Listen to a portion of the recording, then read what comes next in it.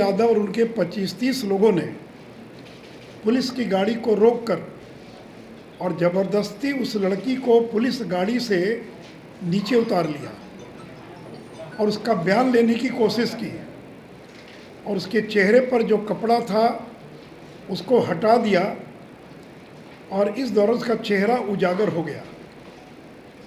इस मामले में सुरेंद्र यादव पर पॉस्को एक्ट की धारा 13 के तहत मामला दर्ज है और पॉस्को एक्ट की आपको मालूम है प्रिवेंशन ऑफ जो बर्खास्त करना चाहिए ऐसे लोगों को। अगर मंत्रिमंडल में जिनका आपराधिक रिकॉर्ड रहा है, जिनकी छवि आपराधिक, जिनकी छवि दबंगई की, तो बिना मंत्री बने तो ये हाल था। अगर मंत्री बन गए, मंत्री बने हुए हैं तो क्या हाल होगा। पहला था कि प्रेस कॉन्फ्रेंस में जिस जाति सूचक शब्द का जाति नहीं जो गाली जिस प्रकार से गाली दी उन्होंने, तो इस प्रकार के लोगों से लोग दहशत में पूरे बिहार के अंदर, पता नहीं बिहार में क्या होगा, ऐसे लोग मंत्री बन गए।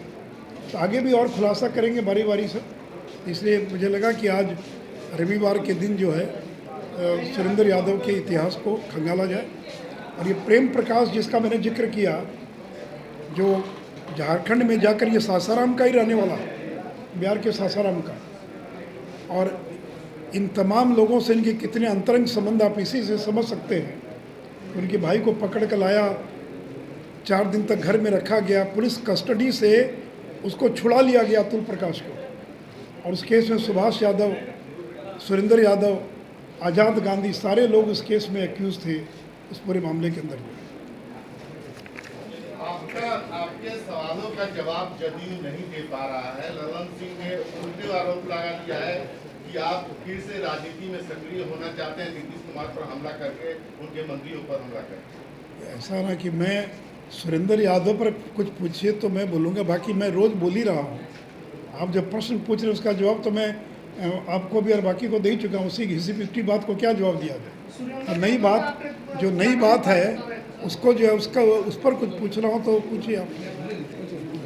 जैसे कि आप बता रहे हैं कि इनका इतिहास है अपना, तो जेल से बाहर क्या कर रहे थे? अभी तो आपकी सरकार थी, कुछ दिन हुआ सरकार बदले हुए, तो जेल में उनको होना चाहिए, तो बाहर क्या कर रहे थे?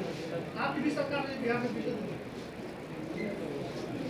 चलिए, हम लोग की सरकार में मंत्री परिषद में नहीं थे। मैंने कहा कि मंत्री परिषद में अरे अपराधी हमेशा जेले में नहीं ना रहेगा जी।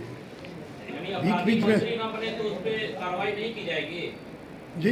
अपराधी मंत्री नहीं बने तो कार्रवाई नहीं की जाएगी। कहाँ बोल रहे हैं कि कार्रवाई नहीं की जाएगी? कार्रवाई हुई तब ना इतने केस में वो जेल गए, बेल हुआ, बाकी हुआ। ऐसा थोड़ी, उन पर दर्जनों केस थे। आज भी 9 मुकदमा उनके पर है।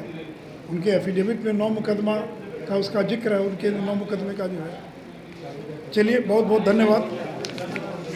यादव और उनके 25-30 लोगों ने पुलिस की गाड़ी को रोककर और ज़बरदस्ती उस लड़की को पुलिस गाड़ी से नीचे उतार लिया और उसका बयान लेने की कोशिश की और उसके चेहरे पर जो कपड़ा था उसको हटा दिया और इस दौरान उसका चेहरा उजागर हो गया।